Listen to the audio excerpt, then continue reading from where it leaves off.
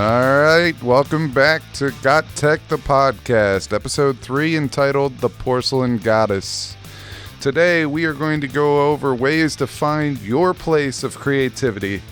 We're going to answer the question of the day, which is how to enhance discussion-based lessons in your classroom. We're going to go over some creative ways to use Google Sites for your classroom activities. And then Nick and I are going to go at it at our third Battle Royale. We're evened up at 1-1. I'm going to win this week. Check us out. Here we go.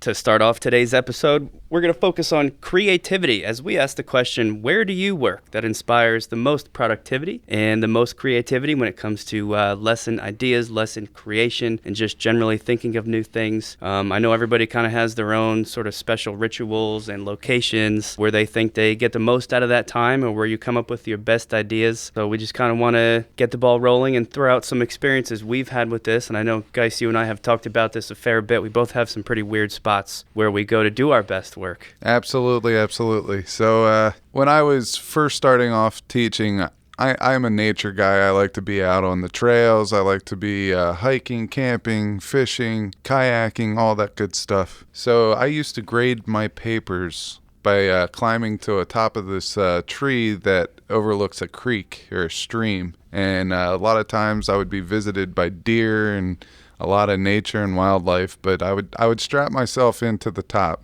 kind of like a hunter would do on his tree stand. And I would grab all my papers that I need to grade, and I would start grading, while watching wildlife come up to the stream and just have a good time up there. How did you keep the papers from flying around all over the place? I've always wondered that. So I used a clipboard. I had a backpack. I would go up. I would have them clipped in. I'd have them strategically placed in folders in my backpack, and, typically, I would just hang the backpack on the side of a branch, on the side of the tree, or do something like that and have it there. And I'd grade 4 or 5, and then I'd transfer them into a folder and grab another 4 or 5 and just keep doing it. I could have a whole classes done in, probably half the amount of time if I would do it at work, just because you're always being interrupted at work. Whether you're on hall duty or during your prep period, you get people to come in and talk to you, and you and I can get distracted just by having each other next to each other.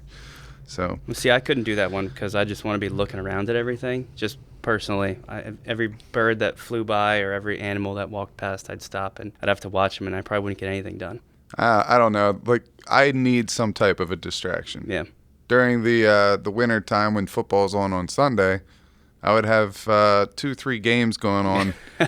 On the big screen. I'd have it split screened. I might even bring down a second TV and they would be there. And the only time I would really look up if there was a big play or something. Right. So that's a location kind of a thing. For me, it's more about time of day. And as I've gotten older and I've been doing this for more and more years, I kind of realized that I do my best work in the morning. I don't know what it is. Even if I'm super tired and I don't feel like working, that is when, that's when I seem to accomplish the most. So my favorite time of day is when I get to school early before anybody else, and I think you're kind of this way too. Nobody else is here, so nobody can start talking to you, no students yet, and I just sit and I process the whole day in front of me. Usually that's not grading. Usually that's when I get kind of ideas, get inspired by something I want to try today that I didn't plan for, but all of a sudden just kind of sitting there in the morning, I'm like, great, now I got to, incorporate this new idea for the day. But that's one of my favorite times to work. Yeah, before the mad rush, just getting that last-ditch idea in your head. I get it. The morning is also great for me. I have 2 young kids. We have so many activities planned throughout the day. When I wake up, I'm typically the first one up unless one of the kids are up for some random reason. And I would like to go into the bathroom. I get some of the best ideas in the bathroom on the Porcelain Goddess. You want to know where our episode title came from? Right there it is. And sometimes on the Porcelain Goddess I get the best ideas, and it's just because it's silent. Yep. For me, it's the shower. Also kind of strange, but when I'm showering in the morning, just kind of standing there, just let the water hit the back of your head, sort of zoning out, I get all kinds of crazy ideas for the day. And usually that leads to me showing up here and then trying to scramble and incorporate whatever thing I thought of. Actually, my whole first year teaching, that's pretty much how I did it. I would just wake up in the morning and standing in the shower, hoping that I would come up with some cool idea for the day. And 9 times out of 10, that's typically where it happened.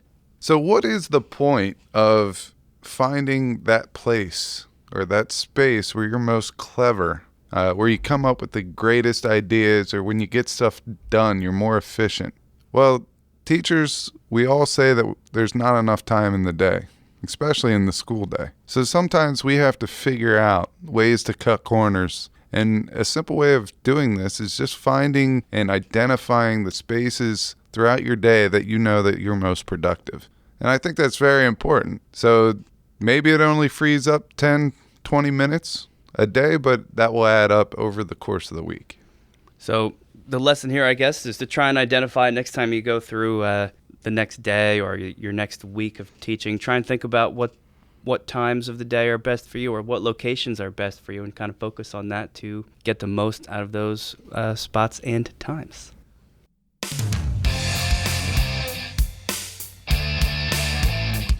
You're listening to GotTech, the podcast. You can follow us on our website at www.gottech.com, or you could go over to Twitter and follow us at WeGotTech.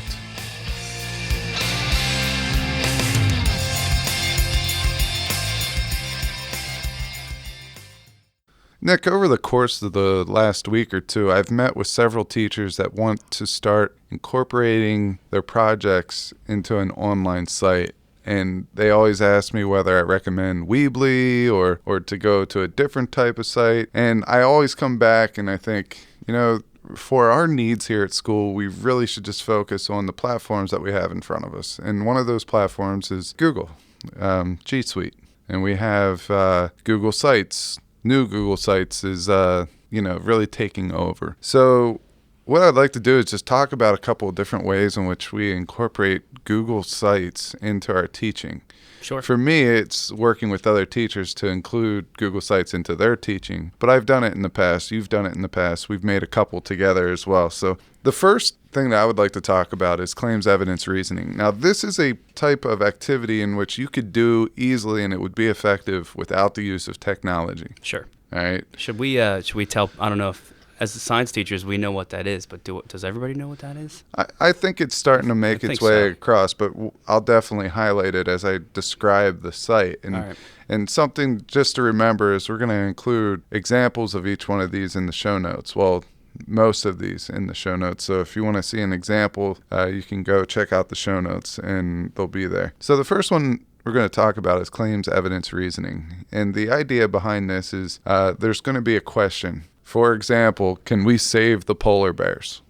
Could be my question. And this question is based on a claims evidence reasoning project that has to do with climate change and global warming and things of that nature. So that was our question. Can we save the polar bears? So what the students would have to do is they would have to come up with a claim, which is the answer to the question. They would have to find evidence, which is going to support or refute their claim.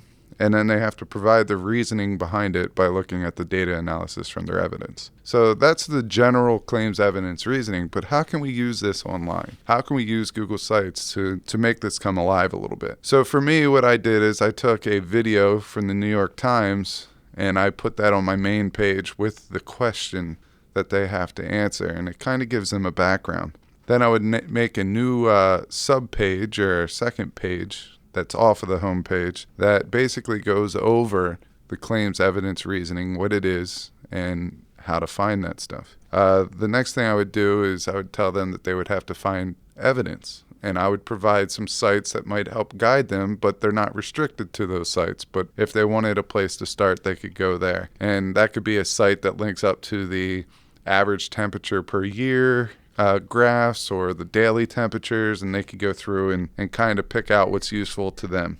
The last portion of the claims evidence reasoning is the reasoning. I would give them some prompts that will help guide them, like questions that will help guide them to analyze their data. And then what they're going to do is maybe from that they would make a project where they either make a poster, the Google slideshow, a video, anything maybe it was something on Weave Video, and they would make something explaining their claims evidence reasoning. So the first page is the home page introducing it. The second page goes over claims evidence reasoning. And then the third page would be some resources. And then finally, my last page would be a rubric. And rubrics are something that I like as long as they're done in a strong manner. A lot of times, and I was definitely guilty of this early on in my education career, I would just throw out a bunch of stuff that students would have to show me, and then I would just put a check mark next to it showing that they had it, or I'd write a comment in there showing that they didn't. But what I was finding is everyone was getting 100. Yep. And this led to grade inflation in the class. So what I did is I decided to move my things that I looked at to check off if they had that, and I made that my 3 out of 5 instead of my 5 out of 5. Exactly. And then I tried to fill in the 4 would be going above and beyond, and 5 would be, wow, this is a great project that I want to showcase for the rest of my teaching career. Yep. So that's claims evidence reasoning. So it sounds like the Google Sites application of the CER or claims evidence reasoning thing is really just a vehicle for it, rather than just handing out a piece of paper that has like, here's a little spot for you to write your claim. So they watch a video on the site before they make their claim, or just to get them interested in it. And then the evidence page has other resources that they can click on to gather the evidence. Is that kind of what you're saying? Yeah, it's just an organizational vehicle just to drive it. But what really makes it come alive is the videos and the resources that you put in there. So I like it. That initial video of the New York Times in there really captures their attention. It gets them to ask questions, which helps drive this whole process. You could, like I said before, you can easily just play the video in front of the whole class and have them do it off of technology. Sure. But I feel like eventually you're going to have them look up evidence anyway on the Chromebooks that we have, or whatever resources that we have. Right. Well, the other thing about, and this is kind of just universal across all the technology that we talk about in these episodes, it may take you some time to put that website together, but how easy is that lesson once you've got that Google Sites created? From year to year, it's just sitting there waiting. All you do is share the link with your class, and it runs itself. Absolutely. And the other thing that we have to really think about is we have students that are absent. We have students on college visits. We have students that go on field trips. All these reasons why they're not in class. They're all good reasons. However, there's still an additional thing that teachers need to take care of. We need to get them caught up. But if we share this link out to this website, now we become a 24-hour classroom. They have the ability to email you with questions. They're out a day. Well, maybe they can work on it. Maybe they can look at it on their phone as they're traveling with their parents somewhere. They're on vacation. They're on the plane. They have the internet there. They could look at it. And all the directions are there. They have a way to contact you. So maybe now, instead of you have 5 kids that are absent in the class, now you don't need to explain it to 5 kids anymore. You could say, hey, did you check out the website? Did you check out what we're working on this week? Yep. Check that out first, and then come back and we can discuss anything. That's another time saver too, is so many teachers complain when the technology stuff comes up, because it sounds, and it can be, a lot of extra work, but only that initial quantity of work you put in. Once that website is created, it saves you tons of time. Once you have it, you have it. And I used to do this with my lesson plans too, not to get off topic, but I would do them online. And this was 13 years ago. My first year I did them online. And at the end of every week, I would go back, reflect on the lesson, make changes. And then the next year, all I had to do was add a different date to the top and send it over to the supervisor.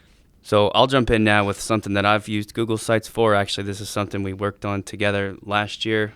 Sort of like a game aspect. You can use Google Sites as a way to host and share out and publicly keep track of classroom games. We did this in the form of an amazing race game last year for my AP chemistry class. We set it up where the home page of the Google site was a description of the rules of the game, We outlined all the challenges and the way the teams would compete. There was a link that the students could click on so they could keep track of their scores as they went through the different challenges. If they wanted to know what their cumulative times were and who was in first place versus last place, they could always click there, which is way easier than trying to keep track of it on paper, because any changes you made on the Google site, it was just automatically available to everyone. So the way it worked, and you can jump in with this too, because like I said, we kind of created this thing together. Each subpage of the site was a different challenge. So when the kids would come in the room for the day, I would share with them a slip of paper that had a QR code. They would scan the QR code and it would take them to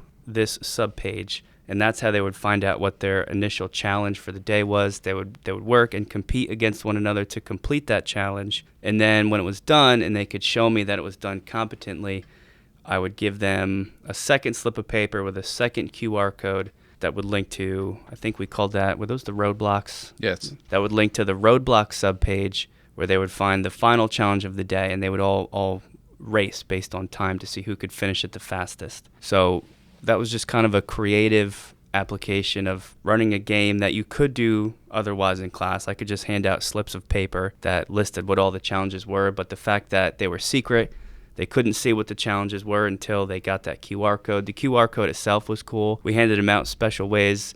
Sometimes I would hide the QR code in different spots around the classroom, and they would have to go find it. It just kind of increased their interest in how the whole thing ran, plus the fact that it's online, so everything is always there for them to see, kind of made it a little more interesting. And another thing is, it allowed them to get out of the classroom. It got them up, it got them moving. I know a couple of the challenges, they had to come see me in the media center, and they had to perform a little skit that was chemistry based, or they had to make a poem, or they had to draw a picture, or there's formulas that they had to solve, and they were able to come up see me. I know some went down to the main office to see its secretary, so we got other people involved, which was cool. Now, the tough thing with this one for us to post, the example on this in the show notes, is that all the links are hidden, because if you didn't hide the links, they can just click the next pages on the website. Right. So each QR code is a specific link to a hidden page. Now, what we might be able to do is just make this a PDF and Sure. Show just throw those in there just so they can see what it looks like. A couple of things. If you're going to use Google Sites, make sure that the titles of your sites aren't concurrent. Make sure that it's not like Site 1, Site 2, or Chemistry 1, Chemistry 2, or anything like that, or Amazing Race 1, Amazing Race 2, because when you go up to the URL address, students will figure out that all they have to do is change the number 1 to a number 2 to get to the next one. And we did come across that. Sure. And it's one of those hiccups that you just have to work through. But we identified that they were able to do that. Yep.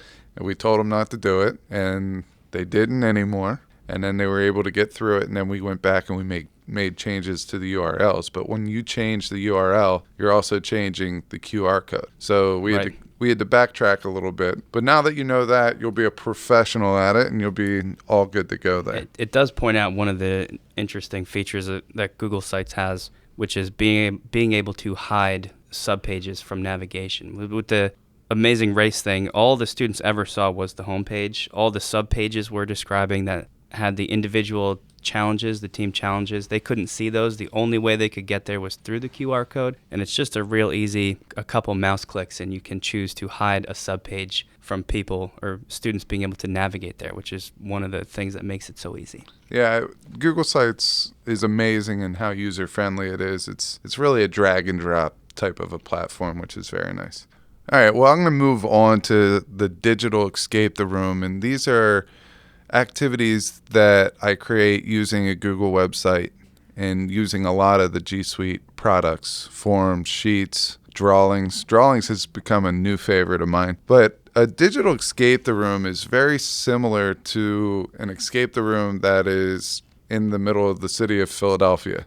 You go into a room, you have an hour to get out, you solve little mysteries, little puzzles, and it gets you further along in the game until you finally find a key to get out. In a digital escape the room, you're locked within a site, and you're working within this site through various puzzles. So what I do is I create a themed site. For example, I just made one on To Kill a Mockingbird. And the whole theme behind it is To Kill a Mockingbird was going to be a banned book for life.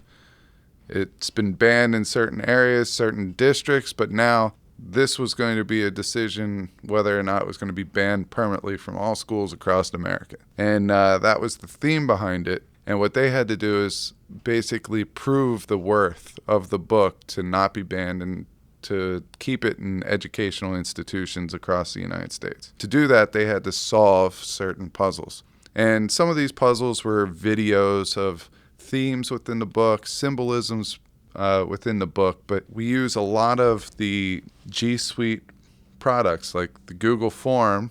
I make that my lock form. So I say there's a word lock. So there's a 7-letter word that they get from solving a crossword puzzle. So instead of finding like a physical key, they have to find a secret word to type into the Google form, and that's how they advance through the thing. Right, and you can set the parameters on that Google form. If they're right, it will come up green. If it's incorrect, it will give a message that says incorrect or you're wrong, or you can make it whatever you want. You're way off. Right. You know, any customized message that you want can go there. So I set it up with a word lock there.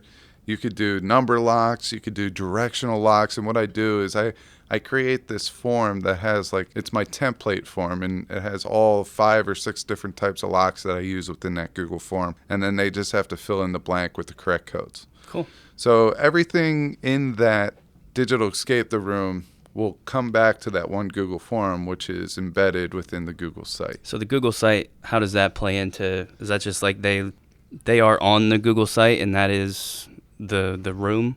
Yeah, that's the room, and what I'll do is I'll put all the clues on the Google site. They might click a video, watch the video, right, and at the bottom I might put in a hyperlink for the title of it. They click on the hyperlink and they use information from the video to solve a puzzle or got it, to get information that they'll need to answer or to provide the answer to the lock in the form. You can get, I've seen some of the stuff Guise has done with these. It's really cool, and you can get really creative if you start playing around with all the different Google features. One of the best things about Google Sites is if you embed Google Slides, Google Sheets, Google Docs, or what's the image one? Google Drawing.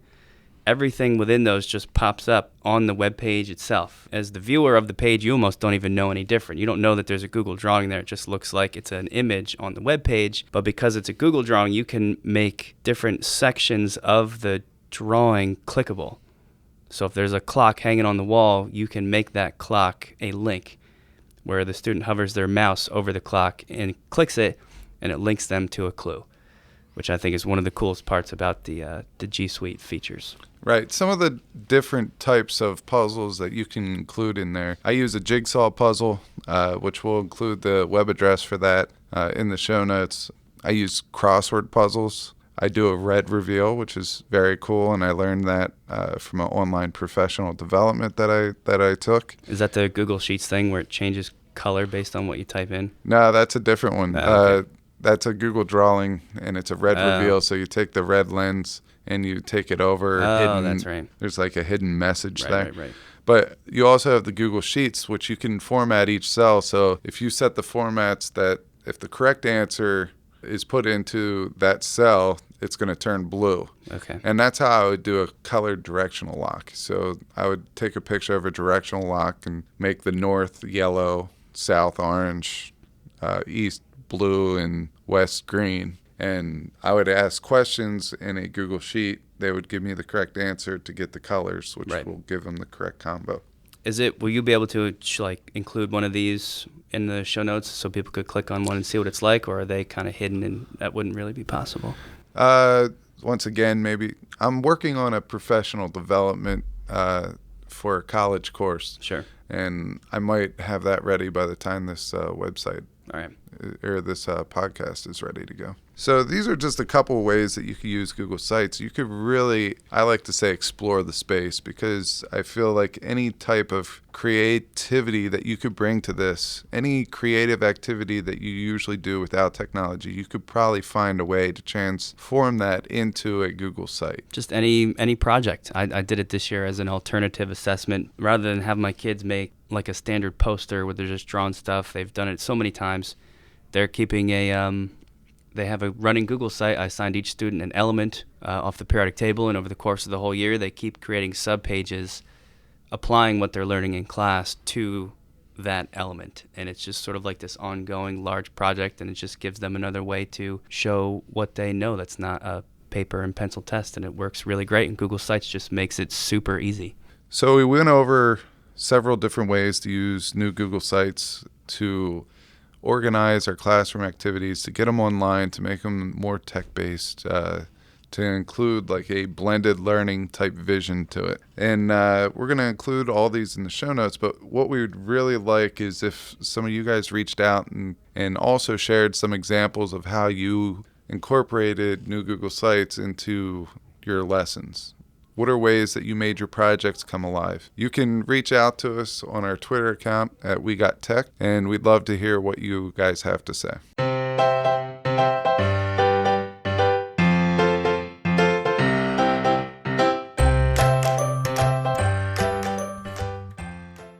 Hi, my name is Raquel Rivera, and I teach Español. I've been wondering how technology might be able to enhance a discussion-based lesson.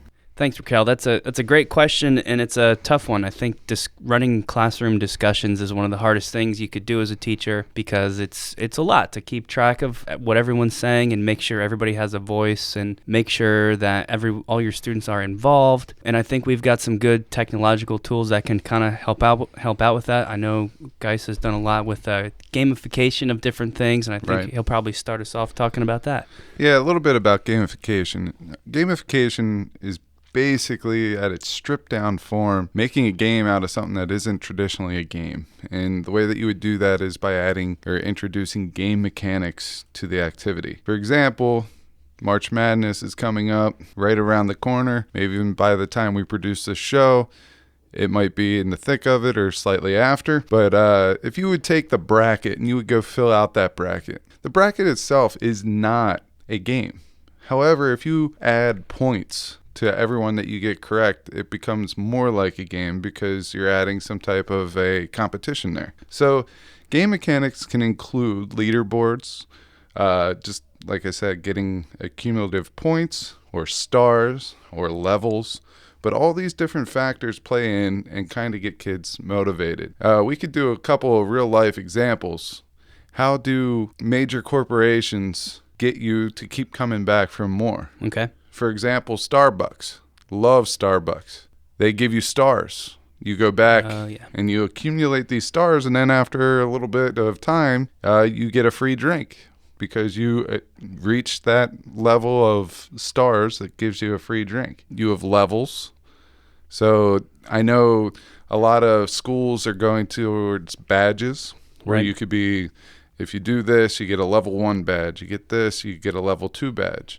And when we used to do our using Sophia.org, we used to be able to do professional development on the back half of that tool and get those badges. So that would be another way. Chipotle did that a few years ago too, where every burrito you got, they punched a little burrito card, and after like 3 cards, you got like a hat. And I was obsessed with eating the burritos for weeks because I wanted as much Chipotle swag as I could possibly get my hands on. It was awesome. But it really does work. It's like a psychological thing. Your mind just wants as much of that as possible. There's a local sub shop right next to my high school. And every 8 subs, you got a free sub. Yep. So what I would do is I would stand outside of the hoagie shop or the sub shop, and I would give people my card. Hey, would you be so kind as to get them to swipe this? And, after 8 people, I got a free sub. Genius. So I know. It was the best thing that I did until I got caught. And then they told me to move on from that. Sure. All right. So different ways, different activities that I've used to incorporate gamification in my classrooms is I'm very collaborative based, team based learning. I love that stuff as long as you find ways to manage it to make sure that there's interest and equal participation. Sure. When I say equal, I don't mean, everyone puts in equal amounts because that's unrealistic. What I mean is that everyone's involved in some way, shape, or form. And some of the ways that I've done it, I used to have class survivor. So if I had 4 classes, I would give them all challenges every week that went towards the TV show Survivor. And that was really cool because they got really into it.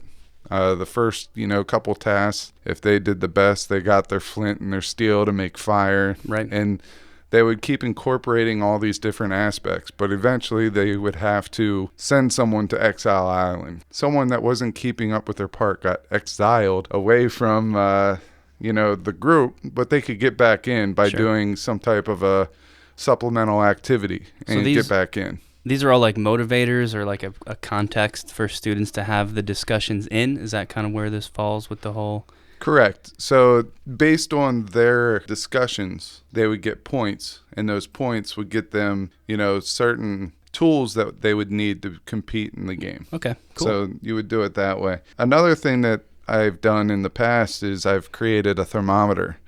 And what I would do is have cells on a Google Sheet kind of the border of the cells outlined. And as they would get points, the cells were made to change color, so the thermometer would read hotter and go up. So that was another way in which I kind of introduced gamification to enhance a discussion. Okay, nice. Those are good ideas. I think it's important because discussions are scary to a lot of teachers, and the fear is that kids just don't always want to be involved in them. Sometimes it's a little bit of a stretch to make it valuable. So these are just some great ideas to kind of help keep things flowing and give students some motivation really to be involved in the discussion. Yeah, another way, using Google Sheets again, what you could do is you can break your individual classes into teams, and each cell block represents a student, and as they give you a quality answer, you would give them points, kind of like the ESPN show Around the Horn. I don't know if you watched it, but it was 4 sports analysts and the host. And the host would give points to each of these 4 analysts as they spoke. So basically, it's teaching them to have an argument or have a point, back it up, and not be wishy-washy. And you can make a rubric that you hand out prior to the discussion that identifies how you get 1 point versus 2 points versus 3 points. Maybe a good discussion question that you ask within that discussion that takes the discussion to the next level. Right. That could be rewarded with, an extra point. So the 5 groups in your class, they could see exactly how many points they've earned during that period, and it's updated live because you're doing it on a Google Sheet.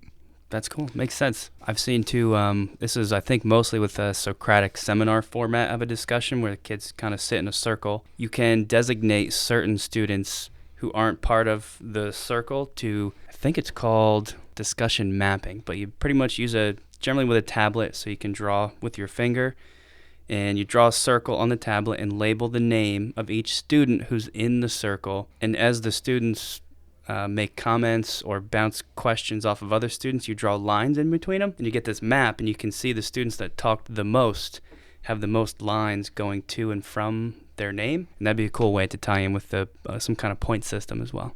Yeah, that's another great one. So I know that you've also been pretty high on a website called Today's Meet. Can you tell us a little bit about that? Yeah, sure.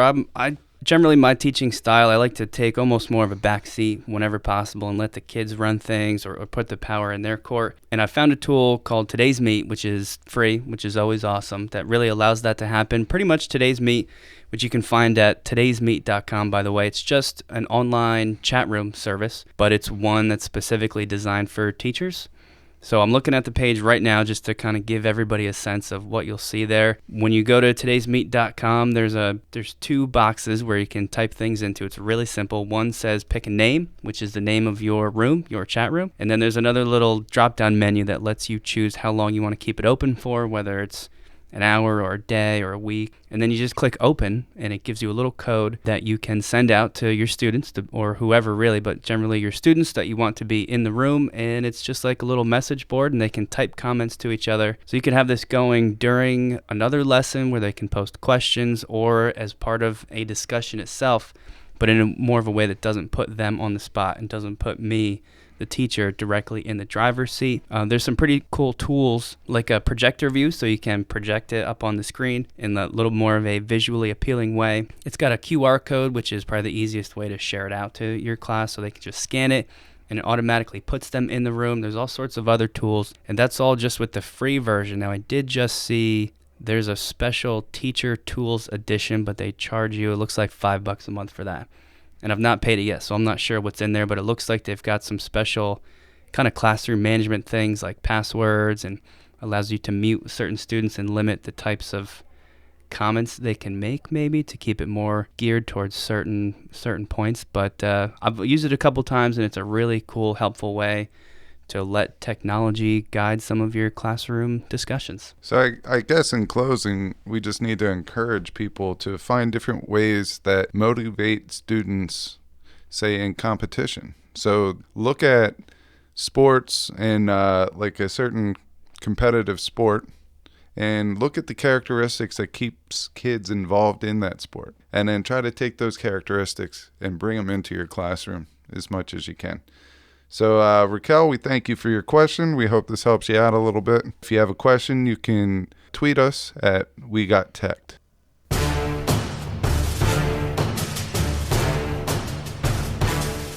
It's time for the Tech Battle Royale!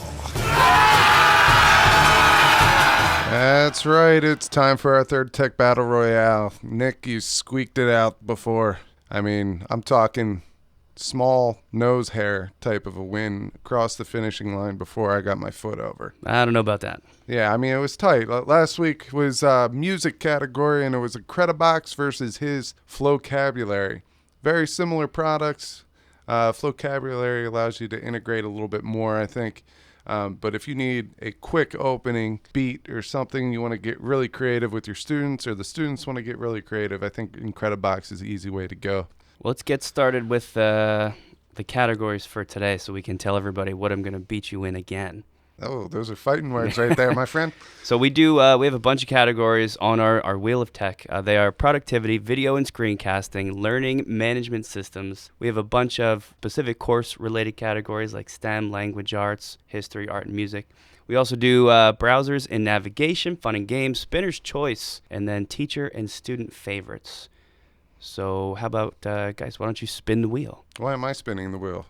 Because I won, and the winner, I don't know if you know about this rule. This is a new rule that just happened, but the winner of the previous round gets to pick pretty much everything that happens in this round. So you get to make up rules as we go. Well, fine, I'm going to make up a rule too. All right. If I beat you 3 times in a row, or if you beat me 3 times in a row, I get to pie you in the face, and then we'll take a picture of it, put it on Twitter. Can I pick the type of pie? No, because I beat you 3 times. That's your rule. Fair enough. Whoever wins get to make all the rules. All right. Fair enough. All right, let's. I'll give this a spin. Very interesting. It looks like our category this week is Spinner's Choice, which means that's you. You get to pick whatever we argue about today. See, that right there is like hitting the jackpot on like Wheel of Fortune or something. I just got that $1 million wedge. I think that's kind of showing you how this is going to go. So all right. I'll pick something. I'll make it pretty broad. That way I know that you're very limited. Like your vocabulary of apps is very limited. So I'll keep it, pretty broad for you so you could squeak one in there. Oh, wow. Thank you so much. Yeah, you're welcome. All right, so let's go with classroom, and I'm thinking more on the lines with classroom management, and that's a broad category. You could argue something is classroom management that's really not, and it will still be okay. All right. You down with that? Yeah, so let's get it started. I think you can start if you want to. I guess as the winner of the previous round, I get to also choose that you get to start off. Well, this would be the last time that we're tied right now because I haven't started. Once I start, that's your opportunity. All right. You still want me to go first? Yeah, let's All do right. it. All right. So I guess what I want to talk about is openbadge.me.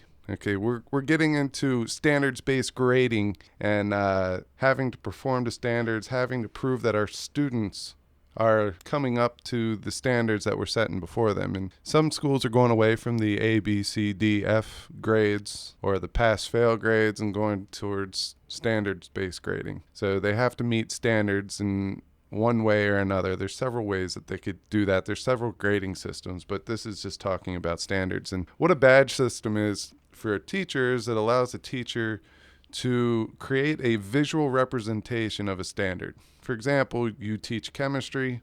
Maybe one of the standards is how well they handle research. All right, and you wanted to make that a standard based on a certain part of your curriculum. So I can make a badge, a visual representation of that standard. And when students meet that representation or meet those standards, they would get that badge. And this badge can be shown on their social media. This badge can be shown maybe in the classroom if you wanted to print it out and go that way. But there's many different ways for them to display it. But it is a visual representation that they have accomplished that standard. That's pretty cool. There's a lot of behavioral science in that too, it sounds like, because it's more of like a positive reinforcement for doing something good or meeting an achievement or standard rather than perhaps seeing a bad grade, which kind of stresses kids out and makes them feel crappy if they're not doing what they should be doing in the class. Exactly. It's a way to motivate them. I feel like a lot of students would be motivated by that. Right. Did I just help you out in your own argument? You did. All right, so that's pretty cool. I have to ask the question though, couldn't I just get a real badge? Like, why are these like digital badges? Is that how the whole thing works? Yes, it's a digital picture representation. Well, can't I just hand out like little stickers or little, I don't know, like a little policeman's badge or like a little sheriff's badge? That'd be way cooler. Well, it's not that wouldn't be personalized to the standard.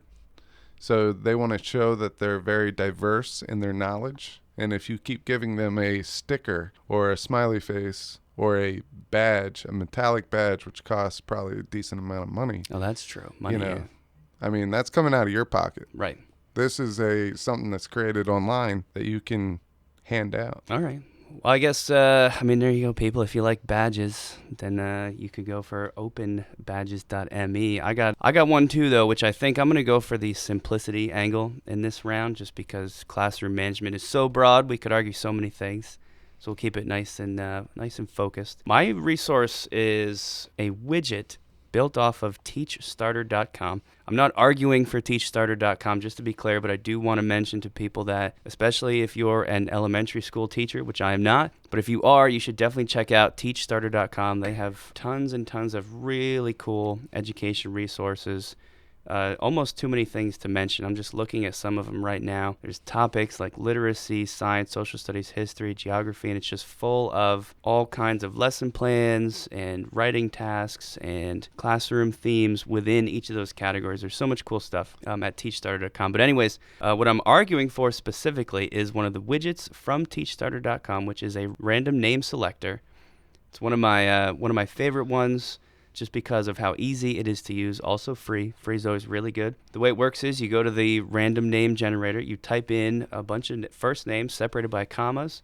It allows you to select different themes to use. And the imagery of it's really cool. It's hard to describe, but there's like a little spinner thing that you could project on a screen in your classroom. And you just click this big red go button, and it kind of cycles through the names, and it picks a random student name for really anything you might be doing in your class. If you need to call on people, so it's random to kind of ensure that you mix up or change up who you're calling on, so you're not always calling on that same student who you know has the right answer. Makes it seem a little bit more fair to the students. It's just so easy to use, and every teacher needs a good random name generator. I think this is just the best one. Well, a couple of things here. We are only going on the random name generator here. We're not judging the site. That is correct. I could have just thrown out Google and said game over. So we'll just go with your random name generator. And right. Just to be clear, because I'm pretty familiar with this one, to be clear, you're entering your class roster. And true. And you're able... The students can actually see all the names go through this little bubble, and then it will randomly pick one. So Right. they're kind of held accountable there, and I like that. This is a very simplistic app, and it's a very effective app. But I will say that there's only certain times in which you could use it. It's a very selective tool. So if you're doing a That's debate or a discussion or something like that, it's very effective. It's very effective. Sure. So where mine is kind of something that motivates throughout the whole unit or throughout maybe even the whole year. Yeah, but on this one, there's 4 themes, and one of the themes is called the Hero Selector, and it puts a little image of like a superhero guy behind the name spinner. That's phenomenal, and that's great. But, what's stopping me from getting a king-size sheet, cutting it into 4 and make capes for everybody and staple their badges on top of it? I guess that could be better. Yeah, I mean, if we're going to compare oranges to oranges, Right. yours is like a little clementine, and mine's like one of those massa oranges. All right, so I mean, I kind of knew I was a shot in the dark with this one. My resource is pretty cool, and it works really well, and I do highly recommend it. But I guess stacked up against the power of assigning badges to students based on things they achieve, it's a tough one to beat. Yeah, I mean, I feel like yours is more of a substitution where you could use popsicle sticks. You could just simply call on whoever raises their hand first. It's a very unique way of doing it. I mean, I'd throw on that hero version of it. But Right. I feel like with the badges, it's up and coming. We're kind of in the mix of it right now. So are you expecting me to concede right now to this? I feel like that's the way it's going. I don't feel like you have to. I think it's already given. All right, you can have this one, guys. I can live with that. All right, so that's going to give me some time to gloat a little bit for the next 2 weeks. I'm definitely going to take his little badge idea and give me a nice shiny star. I'm going to wear that for the next 2 weeks, let everyone know that I regained and reclaimed my throne. Live it up, because next week I'm coming back.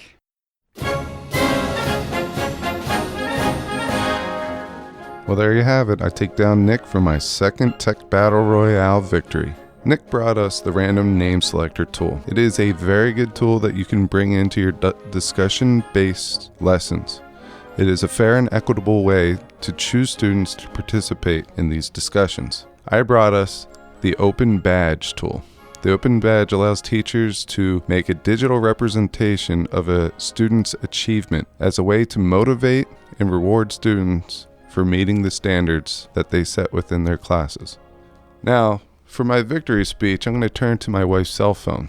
I found out that she subscribes to a couple of quote and inspirational message apps on her phone. And each morning, she gets one of these quotes or motivational messages delivered. And this morning's motivational message was, one small positive experience in the morning can change the outcome of your entire day. Now, I'd like to reflect a lot on my teaching practice and my educational experience. And one thing I'm going to do over the next couple of weeks, and I'm going to challenge everybody to do, is to try to locate students and teachers that are coming into the building in the morning. Maybe they're sleepy, maybe they're just, really stressed out, or maybe they just got done dropping off the kids at daycare and they need a little pick-me-up. So a little random act of kindness or a little compliment to start their day could turn around their day and make it a positive one. So over the next couple of weeks, I'm going to try to do little random acts of kindness.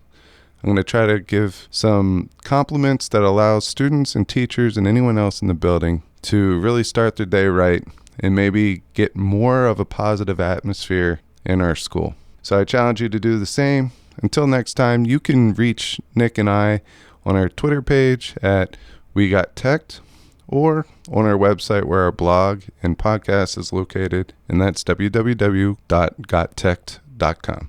Until next time.